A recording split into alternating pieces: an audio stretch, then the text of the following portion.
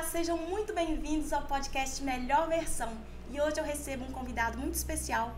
É um médico oftalmologista que vai nos falar muito sobre a nossa visão, que é super importante, né? Eu recebo hoje o médico oftalmologista Dr. Mário Genelil Bonfim. Seja muito bem-vindo. Obrigado, Raquel. Obrigado a todos. Obrigada por ter recebido o meu convite, por tirar um pouquinho do seu tempo para compartilhar com a gente, né? É um prazer. Doutor, o senhor mora em Caratinga, nasceu aqui mesmo, é daqui mesmo? Não, meus pais, tanto meu pai quanto minha mãe, são do Rio, se conheceram, são de Caratinga, se conheceram no Rio, casaram e eu nasci e fui criado lá. Eu me mudei para Caratinga há muitos anos, mas nunca deixei de trabalhar no Rio. Hoje eu trabalho aqui em Caratinga, em Ipatinga e no Rio, mas a maior parte do tempo aqui em Caratinga. Ah, sim. E o senhor tem quantos anos de profissão? Vou fazer 30 no fim do ano, 30 anos de formado. Uma trajetória aí, né? Escolheu a profissão ainda bem jovem. Meu pai era oftalmologista, né? Então isso me inspirou desde que eu tinha uns 15, 16 anos a fazer oftalmologia.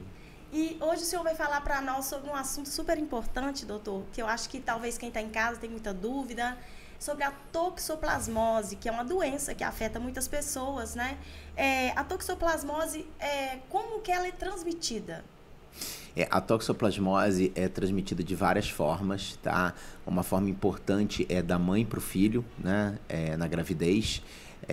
E a criança pode vir a manifestar a toxoplasmose tardiamente, não necessariamente nascer com a toxoplasmose ocular. No adulto, ele pega normalmente comendo verdura mal lavada, comendo carnes mal passadas, principalmente de porco, tá? Muito mais do que a de boi. E também tendo contato com gato, tá? O ciclo do toxoplasma obrigatoriamente passa pelo gato. É super importante, então, esse cuidado. O senhor falou aí das verduras. Por exemplo, num restaurante, o senhor tem costume de comer uma verdura? Eu não como verdura em restaurante, porque por melhor que seja o restaurante, eu não sei como aquilo foi lavado, então de forma nenhuma eu como verdura em restaurante.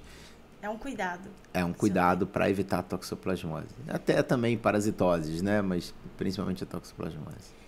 Então é importante, né, doutor, essa higienização que ele faz em casa, por exemplo, né? A gente que é dono de casa. Sim, é muito importante fazer uma boa limpeza das verduras antes do consumo, né? Como maneira de evitar, né?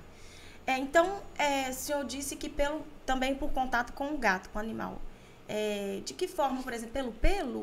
Não. Muita gente fala que pegou toxoplasmose, que é a doença do pelo do gato. Tem nada a ver com o pelo do gato. Pelo do gato é alergia ocular, né? Ou alergia sistêmica também. O toxoplasma, o ciclo dele, tem 3 ciclos. Um dos ciclos dele, que é o de proliferação, tem que passar por um felino, né? Uma onça, uma jaguatiri com um gato, que é o mais comum. Então, ele tem que passar e sai nas fezes do gato. Tá? Tanto que uma coisa que se preconiza em grávidas é que não mexam na caixa de areia do gato. Até uma coisa que você para pensar, poxa, só as grávidas para não passar para o feto? Mas e quem não está grávida? Então, aí a pessoa está se arriscando, né? Então, contato com gato aumenta muito a chance da pessoa vir a ter toxoplasmose. Isso é interessante, né? E como que, assim, quais os sintomas, doutor? Quais os principais sintomas dessa toxoplasmose ocular? Eu vou falar dos sintomas só complementando, assim, meio como o toxoplasma obrigatoriamente passa pelo gato. Se não existisse gatos no mundo, não existiria toxoplasmose. Claro que haveria um desequilíbrio, haveriam ratos e tudo mais, mas para se entender a importância do gato nesse papel. Há alguns anos, o Conselho Brasileiro de Oftalmologia quis fazer uma palestra sobre a desmistificação de que o gato é responsável pela toxoplasmose e tudo mais, e falaram que você pode pegar de outras formas, não é só contato com o gato, como as outras coisas que eu falei, mas eles sempre caem na mesma tecla, que o ciclo do toxoplasma tem que passar pelo gato, então não tem jeito. Respondendo a sua pergunta sobre os principais sintomas da toxoplasmose, é principalmente visão turva monocular. É raríssimo toxoplasmose atacar os 2 olhos ao mesmo tempo. Então, normalmente ataca um olho só. A pessoa começa a se queixar da visão turva em um dos olhos e, às vezes, cursa com hiperemia, ou seja, vermelhidão, mas nem sempre. O principal olha, minha visão ficou turva há 1, 2 dias. E algumas pessoas, infelizmente, demoram muito o tratamento, falar 1 mês, né? Mas a visão ficou turva, quando a pessoa entra no consultório, em um olho, a primeira coisa que a gente pensa lá, pela quantidade grande de casos que tem aqui na região, é em toxoplasmose. Então, esses são os sinais de alerta aí para quem, no caso, sentiu aí a visão turva, então deve logo procurar o oftalmologista. Sim, até porque podem ser outras doenças de que, assim, a oftalmologia no mundial e mesmo aqui está muito adiantada. A gente consegue resolver, não tudo, mas muitos dos problemas oftalmológicos. Desde que se trate rápido. Mas a gente não consegue resolver quase nada quando a pessoa demora a tratar. Então é muito importante que a visão boa, não acho que vai melhorar, não vai. Procure um oftalmologista logo. Que é sempre o que a pessoa fala, eu tô com a visão embaçada mesmo. Por que você não veio antes? Porque eu achei que ia melhorar. Doutor, por exemplo, aí a pessoa chegou lá no seu consultório, como que é feito esse diagnóstico? O diagnóstico, primeiro a gente vê a visão, quanto a pessoa está enxergando, vê o olho com um aparelho que chama lâmpada de fenda ou biomicroscópio, no qual nós conseguimos ver estruturas oculares mais da parte anterior do olho. Na toxoplasmose ocular, em alguns casos, há uma inflamação na parte anterior, mas isso não é condição sine qua non para se diagnosticar a doença. E aí a gente dilata a pupila e vê o fundo do olho. No fundo do olho, na retina, você vê a lesão que o toxoplasma causa, que é típica. Às vezes você não consegue ver essa lesão porque dentro do olho tem uma gelatina chamada vítreo, que é uma gelatina transparente. Então, por essa transparência, você consegue ver o fundo do olho. Só que às vezes, com a infecção, ele fica turvo. Então, ele fica tão turvo que você não consegue ver o fundo do olho. Então, você infere que talvez ela esteja com toxoplasmose. Às vezes, eu escuto muito esse consultório, a pessoa fala, você não vai pedir exame de sangue? Ou tipo, eu fui no outro doutor que não pediu exame de sangue. O exame de sangue que se pede para toxoplasmose é o IgG e o IgM. O IgM diz que você pegou toxoplasmose pela primeira vez. E o IgG diz que você já teve contato com toxoplasma em alguma época da sua vida. É extremamente raro a pessoa, na primeira infecção dela por toxoplasmose, ter infecção ocular. Normalmente isso se manifesta como se fosse uma gripe, uma doença sistêmica. Então, todos os casos que eu já pedi IgM para toxoplasmose, em casos que eu diagnostiquei toxoplasmose ocular, esse IgM deu negativo. E o IgG deu positivo em praticamente todo mundo aqui em Caratinga. Quase todo mundo é IgG positivo. O que quer dizer, não que ela teve toxoplasmose, quer dizer que ela teve contato com toxoplasma. Tá. Isso é bem complexo, né? Pra gente que é leigo.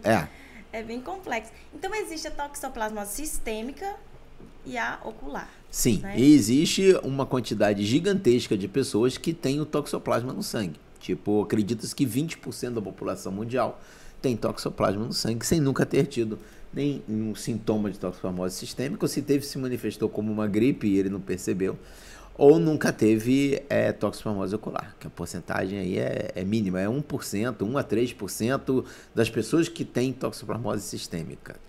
Aí que vem a ter a ocular. Tem um trabalho interessante que fizeram há alguns anos, que eles pegaram um setor de oftalmologia, de um hospital importante aqui no Brasil, que tem um setor só para uveíte. Uveíte é assim, inflamação da úvea, que é onde o toxoplasma se instala.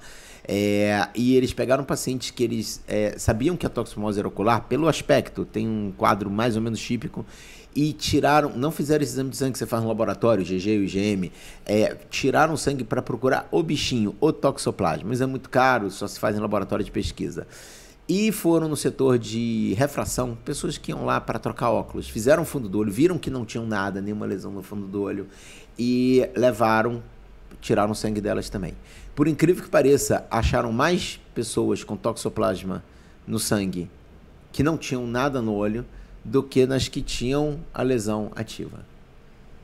Então, só serve para confundir mais ainda. Então, o toxoplasma, há uns 3, 4 anos comemorou entre 100 anos que foi descoberto o toxoplasma, mas ainda tem muita coisa a ser aprendida sobre ele. Sim. Doutor, por exemplo, o senhor falou que as gestantes, por exemplo, né, que tem que ter esse cuidado, né, para não ter a toxoplasmose. Quais são os riscos para o bebê, por exemplo? Ela pode passar para o filho, a criança nascer com toxoplasmose sistêmica, que é terrível, né? Ele ataca os olhos, dá uma lesão ocular, normalmente na mácula. A mácula é a parte central da visão. Então, muitas pessoas que às vezes falam assim, eu tive toxoplasmose, minha visão ficou boa. É porque ele teve a toxoplasmose na retina, que é a parte que a gente enxerga, mas não foi na mácula, que é a parte central da visão. É a parte da retina onde a gente tem a visão boa. E a toxoplasmose congênita, na maior parte das vezes, ela dá na mácula bilateral. E ela pode dar o que a gente chama, entre aspas, de trilateral, que é nos 2 olhos e no cérebro. Então a criança tem uma visão, ela é prática, não é cega, mas praticamente cega, ainda tem algum grau de debilidade mental, infelizmente. É terrível. Então é muito sério, né? A Muito gestão sério. tem que ter muito cuidado, então, para não ter esse contato. E como que essa toxoplasmose, então, pode ser prevenida tendo esse cuidado aí de manter distância do gato, por exemplo? É uma coisa chata de falar, né? Quem tem gato fica aborrecido, mas é não ter gato em casa, né? Não Então, ter contato com gato. Não é legal ter gato. E uma coisa interessante, eu não gosto de falar sem ter trabalho científico para me subsidiar isso. Infelizmente, eu falo sem ter trabalho para me subsidiar. Como eu trabalho no Rio também, eu trabalho a maior parte do tempo aqui em Caratinga, mas teve época que eu só trabalhava no Rio. A quantidade de pessoas com toxoplasmose ocular que eu atendo aqui é absurdamente maior do que eu atendo no Rio. Eu atendo aqui alguns casos por semana, 2, às vezes 3 por semana. No Rio eu atendia 1, 2 por ano. E qual que é a diferença? Tem menos gato aqui do que no Rio? Não, talvez proporcionalmente seja até parecido. Mas aqui a maior parte das pessoas mora em casa, tem quintal, o gato vai lá, come um passarinho, come um rato, e aí ele pega a toxoplasma e o toxoplasma fecha o ciclo dele. Completa o ciclo dele, né? E aí continua a espalhar. E no Rio muita gente mora em apartamento, o gato nasce no apartamento, morre no apartamento, nunca comeu na vida um pássaro, um roedor. Então, nesses casos, eles têm um índice de infecção menor. Seria uma explicação, talvez. Mas então, como prevenir, respondendo a sua pergunta, evitar gato. Falo que quer ter gato, o ideal é você não morar aqui na região. Não é só Caratinga. Caratinga, Valadares, Zona da Mata, de Fora, essa região toda tem muita flotone, tem muitos casos de toxoplasmose. Então, vai morar no Rio, né? Mas arruma o gato lá, não leva o daqui, não. Então, evitar gato, evitar comer verdura que você não sabe a procedência, que esteja bem lavada, e carne de porco, principalmente, muito bem passada. Então, esses são os cuidados preventivos. E a toxoplasmose, quando uma pessoa, por exemplo, teve a toxoplasmose ocular, ele vai ter algum problema permanente na visão? Pode Aí ou não? depende da área da mácula que foi atingida. Da retina que foi atingida. Se for atingida a mácula ou uma região perto dela, há cicatrização, mas fica cicatriz. Então a visão não fica como era, né? E às vezes ela pega perto do nervo óptico ou do feixe de inervação que chega à mácula. Então, às vezes, a pessoa fica com um grau de comprometimento visual. E se pega a mácula, a visão fica bem ruim naquele olho. Ah, sim. Quais são os cuidados que uma pessoa com toxoplasmose ocular deve ter durante o tratamento, por exemplo? Usar a medicação. Correto. Usar a medicação correta. Que a gente vê, às vezes, a pessoa vai e para a medicação. Sente um efeito colateral outro e para por conta própria. Então, é muito importante usar a medicação. O que a gente percebe é que pessoas que fazem um tratamento completo têm uma chance menor de recidiva da toxoplasmose. Então, esse reincidir a toxoplasmose, por exemplo, depois do tratamento, eu tive toxoplasmose, fiz o tratamento correto. Quais são os cuidados após esse tratamento? Assim, a pessoa que teve tem mais chance de ter de novo do que uma pessoa que nunca teve. Mas não quer dizer que ela vai ter de novo. A maior parte das pessoas que tem uma vez só. Eu digo isso porque a maior parte das vezes que eu trato toxoplasmose, eu e todos os colegas tratam uma vez só. A gente não fica tratando tanta recidiva. Isso é a maior prova de que ela costuma atacar uma vez só. Mas eu reparo que muitos dos casos de recidiva que eu tenho são pessoas que não completaram o tratamento. Sim, não fez o tratamento correto, não tomou os medicamentos. Não tomou, parou antes, porque a gente passa antibiótico por 35 dias, é muito tempo. Então, é muito importante a pessoa que faz fazer o tratamento correto. Né? Em relação, tipo assim, tem que ir no oftalmologista anualmente? Não, eu posso te examinar hoje, você está bem, e amanhã você abrir o quadro. Porque é uma infecção, né? Como se fosse assim, o que eu faço para prevenir gripe? Adianta ir no médico todo ano? Não, você pode ir no médico hoje e amanhã você fica gripado. Então, é só, tipo assim, visão embaçou, procura oftalmologista. Doutor, e o senhor acha que os casos têm crescido muito nos últimos Toxoplasmose ocular, não. Não? Não. Existe, a vigilância sanitária está atenta aí, talvez tenha havido um aumento de casos de toxoplasmose sistêmica, ou pelo menos houve um aumento de exames de sangue positivos. Mas isso aí tem que ser visto junto com a vigilância sanitária. Mas não aumentou a quantidade de toxoplasmose ocular, pelo menos no meu consultório. Sim. Entendi. Então, pode ter aumentado esses casos, como o senhor explicou, né? E de toxoplasmose sistêmica. E como eu falei lá no comecinho, toxoplasmose sistêmica dificilmente a pessoa tem. Na primeira infecção que ela tem toxoplasmose sistêmica, a toxoplasmose ocular concomitantemente. É bem raro isso acontecer. Assim, o senhor acha que hoje, por exemplo, tem pessoas que têm cuidado mais do olho? O senhor acha que as telas, por exemplo, pode afetar? De que forma que as telas, a gente ficar muito lá no celular, muito no computador, afeta a nossa visão? Esse negócio das telas entra no assunto da luz azul, né? Então, existe no meu entender, uma falácia de que a luz azul não tira seu sono. Não, não é a luz azul, é a luz do celular. A luz do celular engana seu cérebro acha que é de dia. Então, às vezes, a pessoa deixa, principalmente criança, né?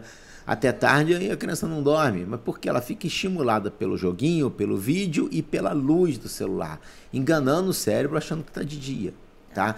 A luz azul é um problema, no meu ponto de vista, que existem hoje óculos com filtro de luz azul, e o filtro de luz azul também filtra a luz violeta do sol. E existem trabalhos mostrando que a luz violeta, não estou falando ultravioleta, estou falando violeta, a luz violeta do sol ajuda a miopia a não aumentar. Ou seja, é bom a luz do sol, não olhar para o sol, pelo amor de Deus. A criança brincar lá fora é bom porque ajuda ela a ficar menos míope. As crianças que são míopes ajuda a ficar menos míope. E aí o que acontece? Você coloca um filtro de luz azul ali, você também está filtrando a luz violeta. Então ela está brincando lá fora de óculos, é como se ela estivesse brincando dentro de casa. Então, todas as crianças que eu atendo, eu peço para fazer os óculos sem filtro de luz azul, para não filtrar a luz violeta. Para que essa luz violeta ajude a miopia delas a não aumentar. É muito interessante, né? Esse detalhe é importantíssimo, né? Para as mães que têm criança aí, né, doutor? Que usa óculos, né? Ficar atenta a isso aí. Atenta a isso. Doutor, o senhor faz alguma cirurgia plástica no olho ou na pálpebra? O senhor faz alguma correção de pálpebra? Eu sou oftalmologista e eu fiz um fellowship, ou seja, uma especialização em plástico ocular ou oculoplástica, né? Que são as cirurgias de pálpebra, não apenas estéticas, mas também funcionais ou corretoras, né? Pacientes com tumores também, com má posições palpebrais e também estéticas. Mas apenas das pálpebras e da região da sobrancelha, a região que a gente chama de periocular. Tá? Eu fiz mestrado no FRJ depois disso e tenho doutorado na Unifesp nessa área. Então o senhor faz esse tipo de cirurgias também, doutor, muito obrigada por, assim, eu acho que tirou muita dúvida de quem está em casa, né? Eu que agradeço.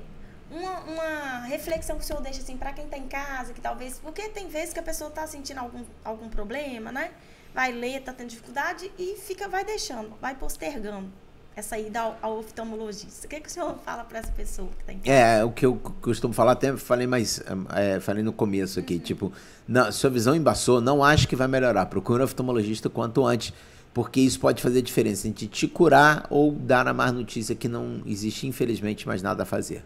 Então, quanto antes, melhor, né? Quanto antes, melhor. Doutor, muito obrigada pela sua participação. Foi um prazer. Tirar seu tempo e estar aqui com a gente, né? Eu agradeço muito por ter aceitado o meu convite. Obrigado a você, obrigado a todos.